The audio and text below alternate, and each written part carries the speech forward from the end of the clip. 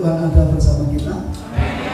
Saudara, saat ini kita menghadapi hari-hari yang luar biasa, yang tantangan makin berat, ya. Tapi kita punya Tuhan yang lebih besar dari semua tantangan. Yang setuju berkata amin. Ya, baik saudaraku, sekarang kita mau dengar firman Tuhan dan kita akan belajar dari kitab Ibrani. Saudara buka kitab Ibrani.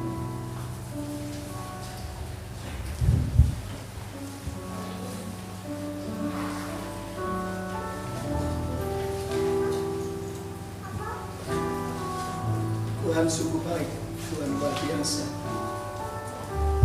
Mari semua kita buka kitab Ibrani pasal 10, saudara. Pasal 10.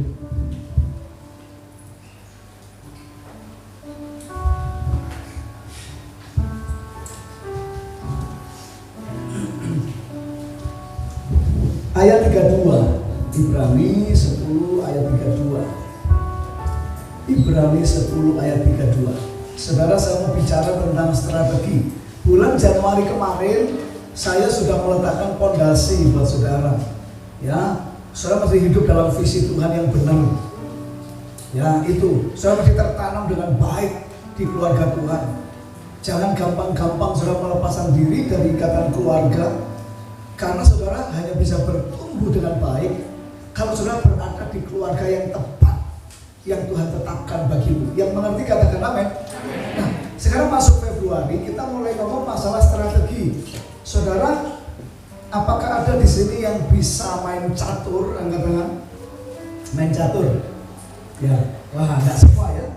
Kalau yang orang-orang mungkin yang sepantaran saya ke atas gitu, atau sedikit di bawah saya, mungkin masih ada permainan catur, dan itu adalah permainan adu strategi.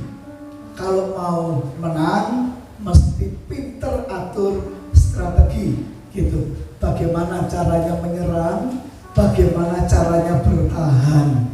Ya, nah saudara, sekarang saudara, keadaan kita di dunia ini sesuai firman, makin hari dunia akan semakin menghadapi masa yang sukar. Kerajaan kegelapan sepertinya begitu hebat, tapi juga saudara mesti mengerti bahwa kerajaan Tuhan itu juga bekerja dahsyat.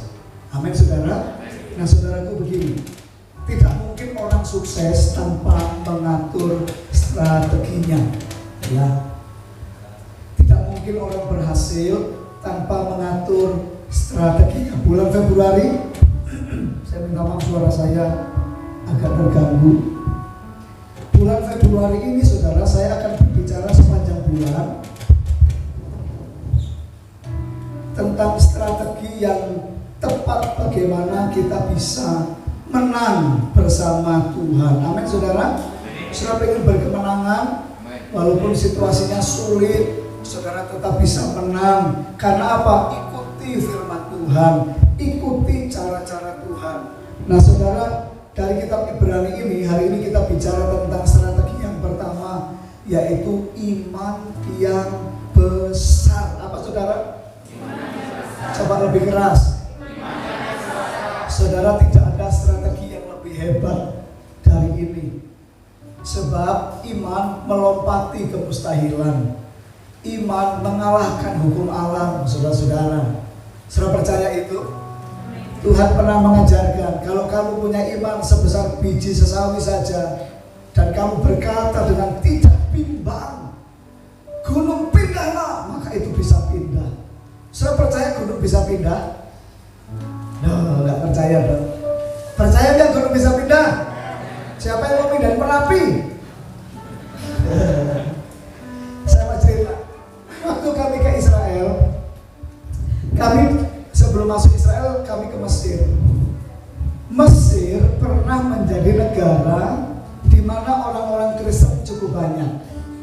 Tetapi ada masa bangkitlah Fir'aun yang sangat kejam kepada orang-orang Kristen di sana. Yang sudah ke Israel dengan saya pasti tahu cerita ini, saudara-saudara. Jadi orang Kristen di Mesir itu diperlakukan sangat kejam, penuh dengan aniaya, saudara-saudara. Fir'aun pertama membuat peraturan, kalau orang Kristen Mesir tidak mau pindah agama, ya sesuai dengan kepercayaannya Firaun itu. Mereka disuruh memanggul salib kayu, saudara. Jadi dibuatkan salib. Serat yang ikut pria maksimal pasti pernah manggul salib. Orang Mesir Kristen, mereka dipaksa harus panggul salib kemanapun mereka pergi. Bahkan Firaun berkata, memerintahkan kalau ada orang Kristen tidur salibnya tidak dibawa, tikam mereka, bunuh mereka, gitu. Orang Kristen Mesir pada zaman itu harus manggul kayu salib, harus bayar pajak 2 kali lipat. Kalau tidak diwajibkan keluar, tidak boleh jadi warga Mesir.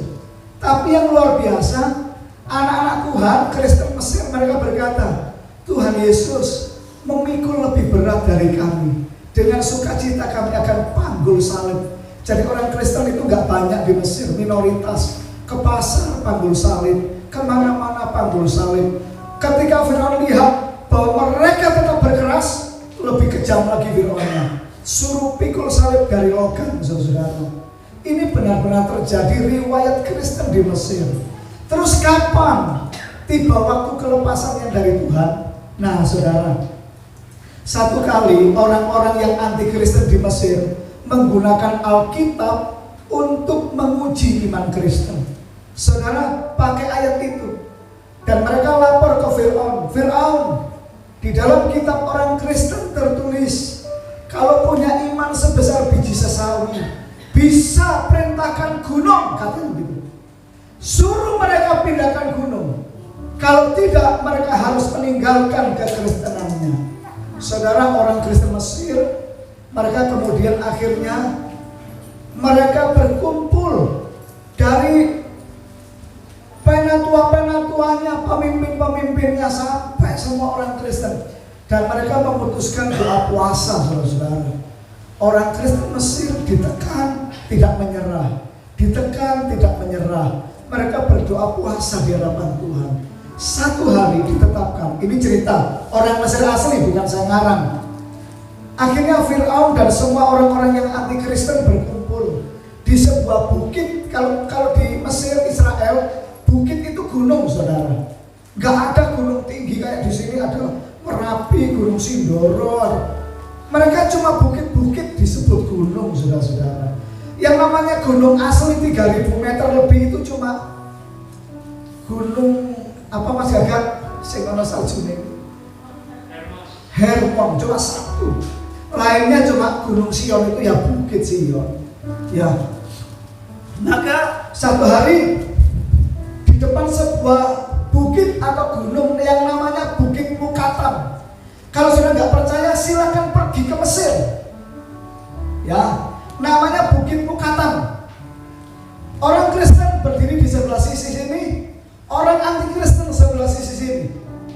Dan semua orang Kristen berdoa. Dan mereka berdoa sungguh-sungguh, minta supaya gunung itu pindah. Ini fakta, saudara, sejarah mengatakan. Dan waktu mereka berdoa dengan sungguh, begitu amin, Bukit Mukatam pindah 3 km, saudara. Dan sejak hari itu Firaun tidak melarang kekristenan. Sampai hari ini di Mesir banyak orang Kristen. Sampai hari ini, saudara, orang Kristen Mesir masih ditindas, masih susah. Belum lama di legalitas gereja-gereja boleh. Ada 127 gereja. Orang Kristen Mesir itu pemberani. Kalau mereka laki-laki, mereka akan punya tato salib di tangannya. Supaya semua orang tahu dia milik Yesus. Kalau perempuan selalu di jari manis, di tato salib. Dan mereka ini adalah pernyataan dan doa yang boleh mengikat mereka adalah pria-pria yang punya salib Kristus. Saudara, kadang-kadang strategi manusia mentok, gak bisa. Tapi ada satu strategi dari surga, namanya iman yang besar. Yang ngerti katakan amin. Tuhan yang kau sembah tidak lebih kecil dari masalah saudara. Saya mau tanya, bagi Tuhan menyelesaikan masalah kita dengan menciptakan matahari susah mana? Hah? Halo?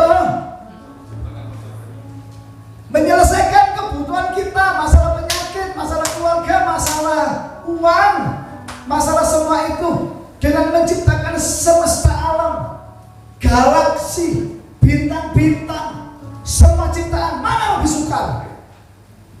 Bagi Tuhan masalah kita kecil sekali. Tidak ada yang amin. Bagi Tuhan masalahmu kecil sekali. Saudara harus punya iman yang besar.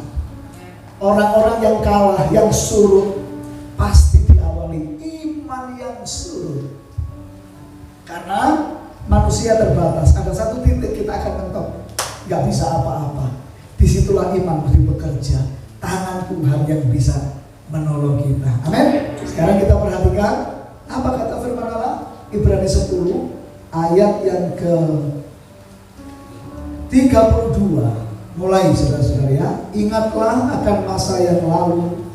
Sesudah kamu menerima terang, kamu banyak menderita. Oleh karena kamu bertahan dalam perjuangan yang berat. Hai, dengarkan saudaraku. Apalagi yang dulu bukan Kristen, sekarang jadi orang Kristen. Karena beberapa di antara kita ini, mereka mengenal Yesus lewat penginjilan saya. Dan saya mendengar bahwa yang dulunya bukan Kristen masuk terima terang Yesus. Ada aniaya saudara. Ada masa yang berat. Kalau itu terjadi, saudara jangan takut, jangan khawatir. Memang itu kenyataannya. Semua pendahulu saudara juga mengalami. Jangan heran gara-gara jadi Kristen gak naik pangkat. Jangan heran gara-gara jadi Kristen dikucilkan keluarga. Jangan heran gara-gara jadi Kristen dibuang orang tua. Jangan heran akan semua itu. Karena memang iblis sangat membenci orang Kristen. Tapi kalau engkau pindah jadi Hindu, engkau gak akan alami aniaya. Kalau engkau pindah jadi Buddha, engkau gak akan alami aniaya. Tapi kalau engkau menjadi pengikut Kristus, engkau harus bersiap melewati perjuangan yang berat. Karena Tuhanmu pun ditolak di dunia ini. Juru selamatmu pun sampai dibunuh, disalib di dunia ini. Dan kata Tuhan, murid tidak lebih dari gurunya. Kalau dunia membenci aku, dunia akan membenci kamu. Kita perlu iman yang besar untuk menang. Katakan amin. Ayat 33. Baik waktu kamu dijadikan tontonan oleh cercaan dan penderitaan. Lihat, gara-gara jadi Kristen dicerca, dihina, difitnah, dipermalukan dan sebagainya. Saudara di penjuru dunia semua mengalami itu. Saudara-saudara, kemudian apalagi maupun waktu kamu mengambil bagian dalam penderitaan mereka yang diperlakukan sedemikian. 34. Memang kamu telah turut mengambil bagian dalam penderitaan orang-orang hukuman ketika harta kamu dirampas. Loh, zaman dulu itu sudah terjadi. Gara-gara ikut Yesus, hartanya dirampas. Kerusuhan 98 saudara. Orang-orang Kristen di Jakarta dirampasi hartanya, diperkosa dan sebagainya. Mengerikan sekali saudara. Ya, dan memang itu bisa terjadi karena nama Tuhan. Ya, tetapi perhatikan ini, sebab coba perhatikan ini, harta kamu dirampas, kamu menerima hal itu dengan sukacita, sebab kamu tahu bahwa kamu memiliki harta yang lebih baik dan yang lebih menetap sifatnya.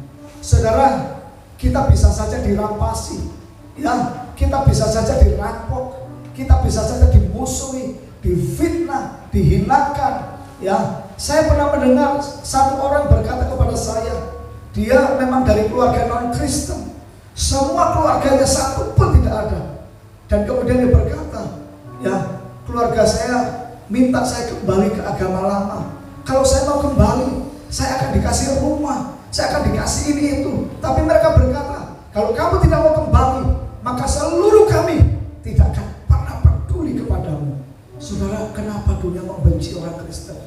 Sebenarnya bukan orangnya yang membenci kita, tapi roh antikris yang bekerja di balik orang-orang. Karena kita ini memiliki kewarganegaraan baru, yaitu kerajaan surgawi. Amin saudara. Ya, itulah kita. Jangan takut saudara. Ayat 35. Ini perintah. Baca 1, 2, 3. Sebab itu janganlah kamu melepaskan kepercayaanmu, karena besar upah yang menantinya. 36. Sebab kamu memerlukan ketekunan, supaya sesudah kamu melakukan kehendak Allah, kamu memperoleh apa yang dijanjikan. Saudara, Tuhan tidak akan pernah meninggalkan kita. Tantangan memang ada, tapi kita harus punya iman yang besar. Pegang terus Tuhan Yesus. Besar upaya menantinya. Amin. Lebih penting lagi saudara ingat, saudara ini sudah menjelang hari-hari terakhir. Saya nggak menakut-nakuti, tapi saya bisa menjelaskan alasan saya. Saya tidak pernah tiru-tiru pendeta lain, saudara. Pada waktu awal corona ini saya sudah ngomong sama saudara kan. Saudara lihat ya, setahun nggak selesai, corona ini akan menggiring kita, mengantar kita menuju akhir zaman. Saya itu nggak pernah loh, saudara masih ingat, saya nggak pernah khotbah akhir zaman tentang kedatangan Tuhan, saya nggak pernah khotbah itu. Tapi di awal corona saya sudah bilang, saya langsung khotbah akhir zaman. Ya, saya tidak ikut-ikutan, nggak ikutan tren kalau pendeta lain lagi akhir zaman enggak. Saya kalau nggak dengar dari Tuhan, saya nggak menyampaikan itu. Saudara, urutannya, saudara jangan pikir ini kiamat sudah dekat. Kalau kiamatnya belum, masih jauh kiamat. Kiamat itu unsur-unsur bumi akan hancur lebur, semua planet hancur binasa, dan kemudian ada surga yang baru. Tapi saudara mesti mengerti loh, bahwa rapture itu yang dekat. Pengangkatan, saudara jangan pikir kalau pengangkatan itu kiamat, bukan. Pengangkatan itu orang-orang Kristen yang setia, yang merindukan kedatangan Tuhan, diangkat, dijauhkan, dilepaskan, dilalukan dari masa aniaya besar yang akan menimpa dunia. Setelah masa aniaya itu terjadi, Tuhan akan membawa kita turun kembali ke bumi, mendirikan kerajaan 1000 tahun. Jadi umurnya bumi ini masih akan ditambah 1000 tahun lagi. Sudah masih ngerti urutannya. Tapi masalahnya, pertanyaannya begini, kalau rapture terjadi, pengangkatan terjadi, aku katut orang, gitu loh, tanya sebelahnya, jenengan katut boten.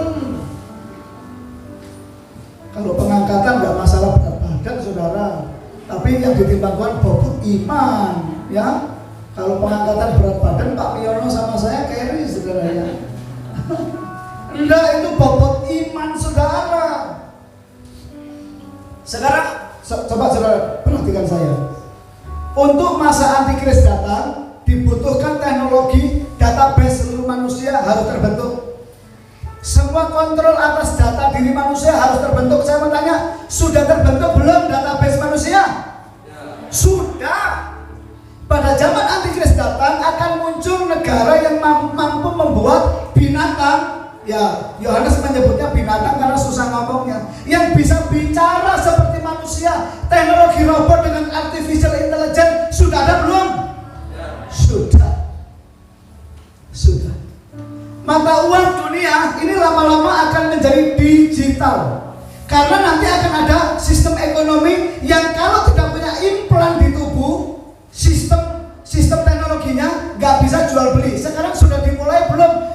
Uang digital sudah mulai belum? GoPay, ya OVO, semua ada link, ada doku wallet dan sebagainya.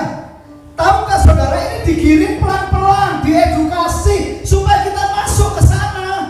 Jadi kalau Tuhan itu mau melepaskan kita tidak masuk zaman antikris, saya kok pikirnya kayaknya nggak jauh ya.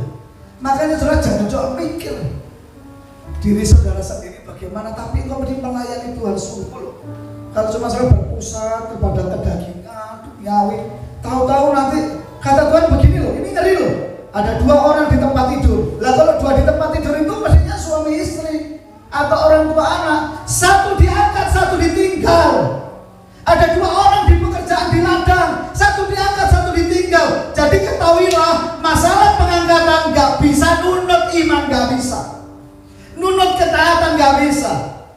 Tuhan akan mengangkat orang yang merindukan kedatangannya. Saya mau tanya, saudara rindu nggak sih Tuhan datang? Saya mau datang, misalkan saya mau datang ke Jogja. Saya kenal beberapa orang yang kira-kira saya akan antusias dengan orang itu, orang yang memang serius menantikan saya atau yang mengabaikan kira-kira.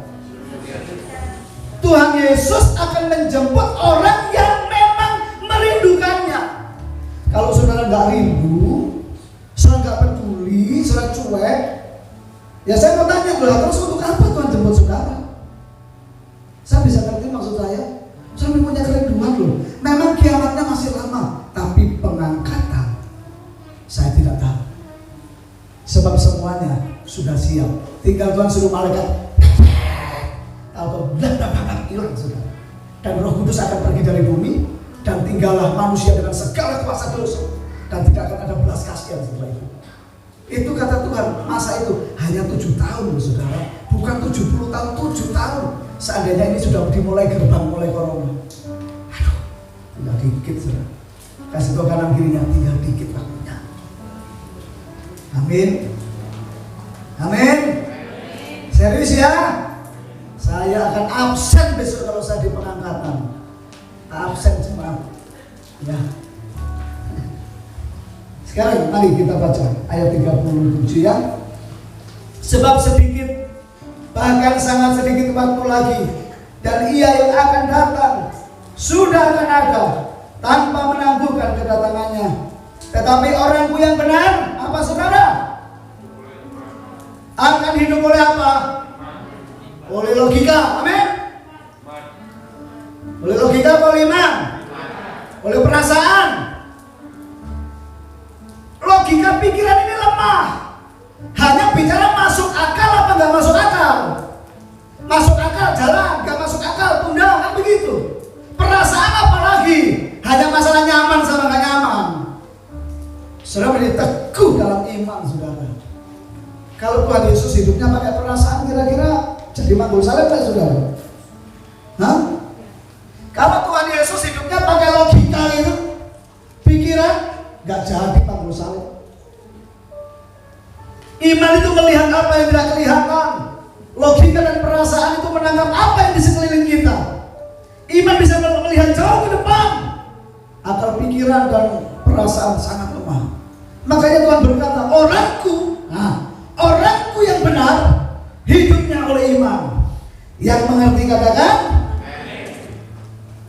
Selanjutnya perhatikan ini, dan apabila ia mengundurkan diri, maka aku tidak berkenan kepadanya. Saudara, jadi sekali lagi saya ingin sampaikan ini supaya saudara pegang. Bulan Februari ini saudara, kita mesti pegang strategi ini. Iman yang besar. Iman yang besar. Saudara, apa tandanya? Apa tandanya orang punya iman besar? Mau tahu nggak? Halo? Mau dievaluasi, dikoreksi supaya kita tahu imanku besar nggak ya? Satu, iman yang besar tandanya membuat orang bisa mengalami damai sejahtera dalam batinnya. Walaupun tantangan banyak, persoalan banyak, tapi manusia batiniahnya tetap tenang. Dalam 1 Petrus dikatakan, hari Tuhan sudah dekat, jadilah tenang supaya kamu dapat berdoa. Paulus berkata yang lain, kiranya damai sejahtera yang melampaui segala akal yang dari Tuhan Yesus itu memerintah dalam hati dan pikiranmu. Apa tandanya bahwa saya ini punya iman yang besar? Melihat tantangan sebesar ini, saya tidak menjadi orang yang khawatir dan takut. Itu tandanya. Saya tidak stres, tidak putus asa. Orang yang stres, putus asa, khawatir, takut, itu karena imannya mulai lemah. Kalau sudah punya iman yang kuat, sudah akan menertawakan persoalan karena sudah percaya Tuhan itu ada, Dia menyertaiku, tidak akan pernah Dia membiarkan aku, dan Dia sanggup menolong aku. Itu iman, saudara-saudara. Amin. Dulu di Indonesia musim ada 2, kemarau dan penghujan. Sekarang ada 3, musim kemarau, musim penghujan, dan musim khawatir. Karena banyak banget orang khawatir. Kunci. Jangan kamu khawatir, burung di udara dia pelihara. Ayo nyanyi semua.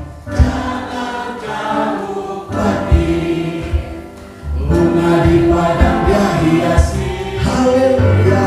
Jangan kamu khawatir, apa yang kau makan minum makan.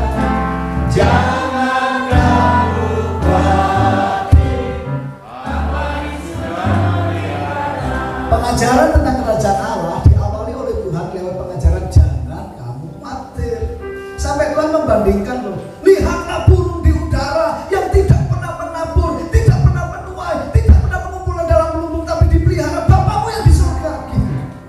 Tuhan sampai ngomong, lihatlah bunga di ladang yang tidak pernah memintal, tidak pernah bekerja, tapi didandani oleh Bapakmu yang di surga.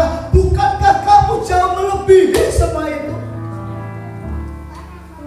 Saya ingin sudah punya iman yang besar. Karena tanpa iman, kata Tuhan, tanpa iman tidak seorang pun berkenan kepada Allah. Saya walaupun gembala kayak begini, kalau nggak punya iman, apakah saudara pikir Tuhan berkenan kepada saya? Tidak mungkin dia berkenan. Semua saudara saya dorong punya iman yang besar. Amin. Amin. Yang kedua apa tandanya? Kalau orang imannya besar, yang kedua apa tandanya, saudara? Yang pertama, dia punya damai sejahtera. Ya, dia punya damai sejahtera. Damai sejahtera yang luar biasa, walaupun tantangannya banyak. Ya, hidupnya mengalami pergumulan sekalipun, tapi dia akan punya damai sejahtera karena yakin kepada Tuhan. Ya, yakin kepada yang diandalkan, yakin kepada kehendak Tuhan yang baik itu dalam hidup kita. Saudara, iman yang besar harus kita miliki. Setuju, saudara? Amin. Ya, karena kalau tanpa iman Tuhan tidak berkenan. Nah, saudara, tanda yang kedua, kalau orang itu punya iman besar, maka orang yang imannya besar, dia akan mengalami buah-buah dari iman itu. Apa? Pertolongan demi pertolongan Tuhan. Karena Tuhan sudah berkata, kalau kamu punya iman, kamu berkata-kata, maka akan terjadi. Kamu punya iman, kamu berkata-kata, akan terjadi.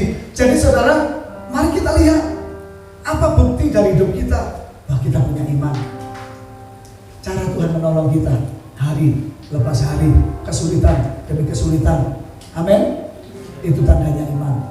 Itu tandanya iman. Saya ingin saudara kuat dalam iman. Tidak ada strategi yang lebih baik selain iman. Nah, yang ketiga, sederhana. Orang yang punya iman yang besar, tandanya ini, dia bisa taat kepada perintah Tuhan. Bisa apa? Bisa apa? Abraham punya iman besar, imannya. Tuhan suruh persembahkan Ishak. Kenapa dia jalan? Kenapa dia berani? Di dalam kitab Ibrani, karena Abraham punya keyakinan. Karena Abraham yakin seandainya anak itu mati, Tuhan tetap sanggup menghidupkan dia. Saudara, orang yang tidak bisa taat, itu imannya kecil. Tuhan suruh persembahan, Tuhan suruh perpuluhan, Tuhan suruh mengasihi sesama manusia, Tuhan suruh kita lain-lain lagi, saudara. Tuhan suruh kita banyak. Sebenarnya kenapa sih Tuhan suruh kita banyak? Kenapa sih Tuhan uji hati kita? Di situlah letak pembuktian iman. Sekarang kalau saya mendapat firman, Tuhan mengatakan, Heru, kamu harus murah hati. Kalau ada saudaramu lapar, beri dia makan. Saya dalam hidup saya punya rezeki. Saya lihat saudara saya lapar. Firman itu pasti bicara, ayo bagi. Kalau saya punya iman besar, karena saya percaya, saya melangkah, saya berbagi.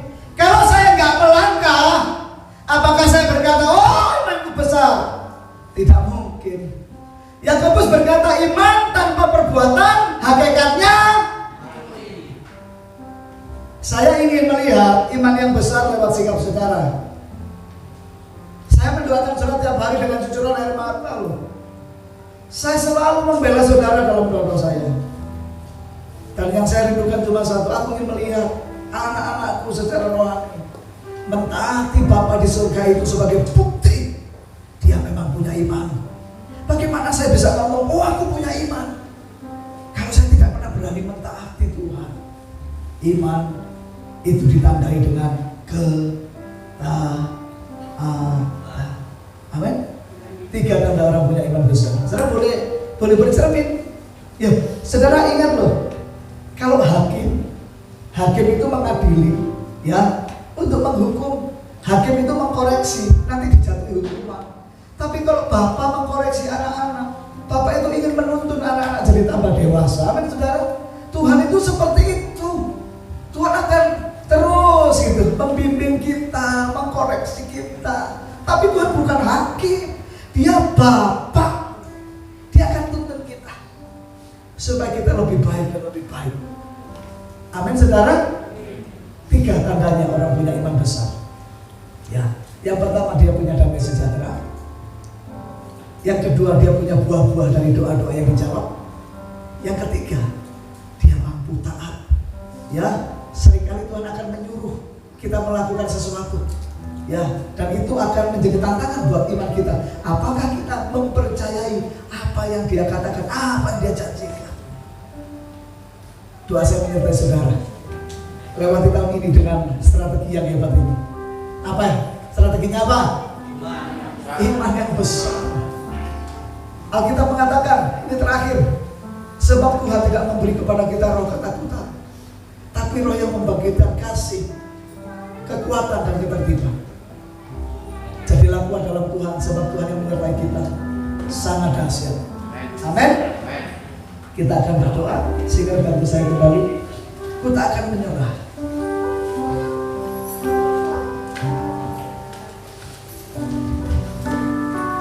Kita nyanyi satu pujian ini dan kemudian kita akan berdoa dan kita juga masuk ke dalam perjamuan kudus. Saudara begini semuanya ya. Haleluya Tuhan, terima kasih. Renungkan firman Tuhan saudara. Engkau pasti bisa melewati hal besar dengan Tuhan kalau engkau punya iman yang besar. Ya Tuhan, terima kasih. Tuhan punya rencana. Haleluya. Yang lebih besar dari semua yang berpikir.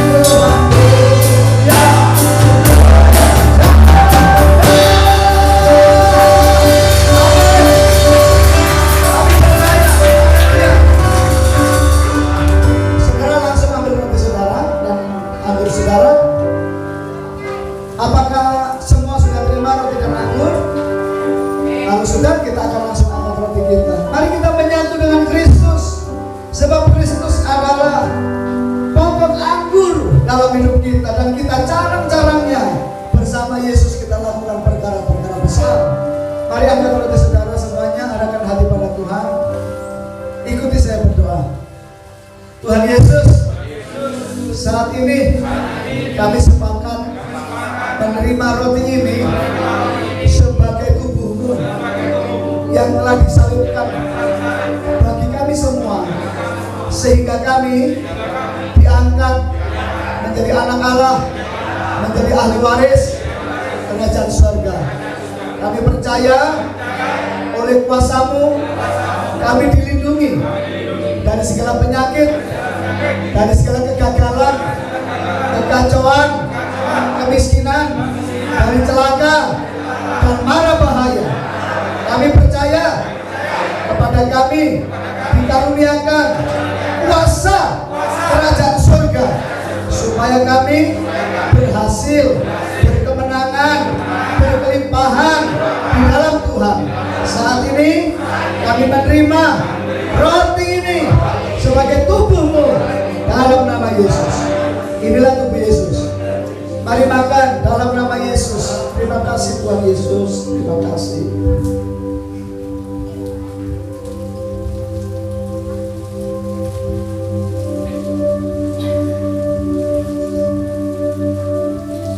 Terima kasih Bapa. Kami percaya, hamba percaya semua jemaat yang berjamaah kudus hidupnya diberkati sesuai janji Tuhan. Semuanya dalam nama Yesus. Tuhan, Engkau yang mendengar doaku. Hamba berdoa semua jemaat dilindungi dari COVID-19. Kami berdoa supaya kami tetap selamat, aman, sehat. Karena Tuhan, di kerajaan surga tidak ada yang sakit, di kerajaan surga tidak ada yang miskin. Semua tercukupi, semua sehat sempurna. Biarlah itu datang kepada kami sekarang ini. Datanglah kerajaan-Mu, jadi kehendak-Mu dalam hidup kami seperti dalam surga. Angkat anggurnya saudara, kita berdoa kembali. Tuhan Yesus, saat ini kami angkat anggur ini sebagai darah-Mu, darah perjanjian yang baru dan kekal bagi kami semua, supaya dosa kami diampuni, kesalahan kami disucikan. Kami percaya kuasa darah Yesus membenarkan kami, mengubahkan kami, karakter kami, pikiran kami, perasaan kami, gaya hidup kami diubahkan semakin seperti Kristus. Kami percaya darah Yesus ini menjadi pagar ilahi bagi kami semua. Semua rencana jahat, kuasa setan-setan terhadap kami dipatahkan, digagalkan, dilepaskan oleh darah Yesus. Kami menerimanya dalam nama Tuhan Yesus. Inilah darah Yesus. Mari kita minum dengan iman dalam nama Yesus. Inilah darah Tuhan Yesus yang berkuasa dalam hidup kami.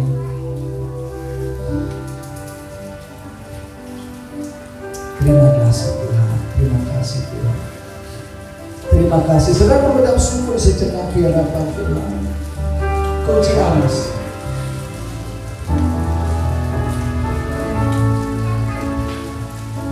Di saat ku tak berdaya, kuasa-Mu yang sempurna.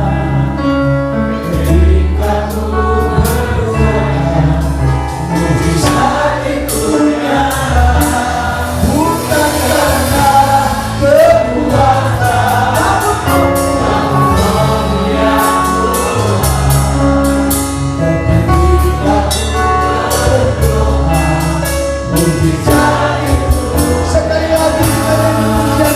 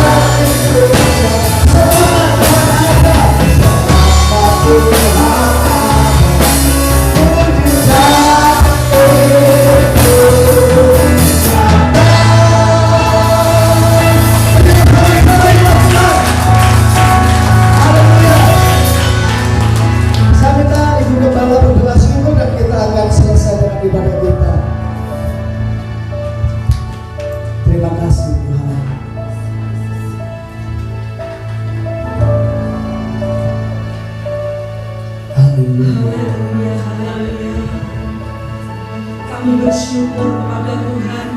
Kami bersyukur untuk kebaikan dan anugerah yang begitu limpah dalam kehidupan kami. Tuhan, Engkau adalah Bapa kami, Engkau adalah Allah kami. Kami bersyukur ketika kami boleh ada dalam hadirat-Mu. Dan hari ini Tuhan, kami berterima kasih untuk limpahan kasih dan anugerah yang begitu melimpah bagi kami. Bapa Surgawi, pagi ini kami menyerahkan seluruh hidup kami ke dalam tangan-Mu dengan seluruh jemaat yang ada di tempat ini Tuhan. Terima kasih untuk kehadiran Tuhan. Terima kasih untuk kasih setia-Mu. Terima kasih untuk kebaikan-Mu yang begitu limpah dalam kehidupan setiap kami Tuhan. Dan kami boleh menikmati kasih karunia yang begitu luar biasa dalam kehidupan kami. Kami rindu di dalam hidup kami akan menjadi orang-orang yang kuat di dalam iman. Kami rindu di dalam hidup kami akan menjadi orang-orang yang senantiasa mencari Tuhan. Bapa Surgawi, saat siang ini Tuhan kami berdoa di hadapan Tuhan. Biarlah jemaat GBI Victory dan GBI Eliabes akan menjadi orang-orang yang kuat di dalam Engkau. Menjadi orang-orang yang terus mencari Tuhan. Menjadi pemburu-pemburu Tuhan. Sebab kami tahu bahwa hidup kami ini hanyalah hidup karena Tuhan. Bapa, kuatkan iman kami. Biarlah hati kami, pikiran kami, kehendak kami akan kami selaraskan dengan Engkau Tuhan. Semuanya hanya untuk kemuliaan nama-Mu saja. Kami mengucap syukur untuk semuanya Tuhan. Biarlah kasih karunia-Mu akan terus menyertai setiap kami. Lepaskan kami dari segala yang jahat. Kami berdoa Tuhan supaya kami terus ada dalam perlindungan Tuhan. Supaya kami semua ada dalam naungan hadirat Allah. Kami minta di dalam nama Yesus, biarlah setiap jemaat-Mu terus ada di dalam kasih karunia-Mu Tuhan. Dilepaskan, dibebaskan dari segala yang jahat. Kami juga berdoa Tuhan supaya kami dilepaskan dari COVID-19 dalam nama Yesus. Tuhan, kalaupun kami harus mengalami hal-hal yang buruk dalam kehidupan kami, tetapi kami percaya bahwa kasih setia-Mu itu yang terus ada dalam kehidupan kami. Kami berdoa Tuhan, biarlah penyertaan-Mu, perlindungan-Mu yang akan menyertai setiap kami. Terima kasih Bapa, inilah doa syukur kami di hadapan-Mu. Biarlah kekuatan Tuhan yang akan terus melimpah-limpah dalam kehidupan setiap kami. Di dalam nama Tuhan Yesus kami mengucap syukur, kami berdoa, haleluya. Saudara, kita akan terima doa berkat. Tapi saya tetap pesan ya, habis dari gereja langsung pulang, jaga kesehatan baik-baik. Amin saudara. Ya, Tuhanlah benteng dan perisai kita ya. Saudara, mari angkat tangan saudara. Terimalah berkat dari Allah Bapa kita, kasih sayang karunia Tuhan Yesus, persekutuan dalam Roh Kudus-Nya, memberi saudara kuat kuasa dan hikmat. Saudaraku, diberkatilah engkau dengan berlimpah-limpah, diperluas daerahmu, kiranya engkau membuat engkau berhasil untuk apa yang kau kerjakan, dan Tuhan sendiri menjauhkan engkau dari segala malapetaka, sehingga kesakitan tidak menimpa. Dalam nama Tuhan Yesus, semua diberkat turun atas kita sampai anak cucu, sampai Tuhan datang atau Tuhan mengangkat kita naik ke surga dalam keadaan penuh iman tanpa cacat celah, dalam sukacita yang tiada taranya. Di dalam nama Tuhan Yesus, semua kita yang terima berkat ini sama-sama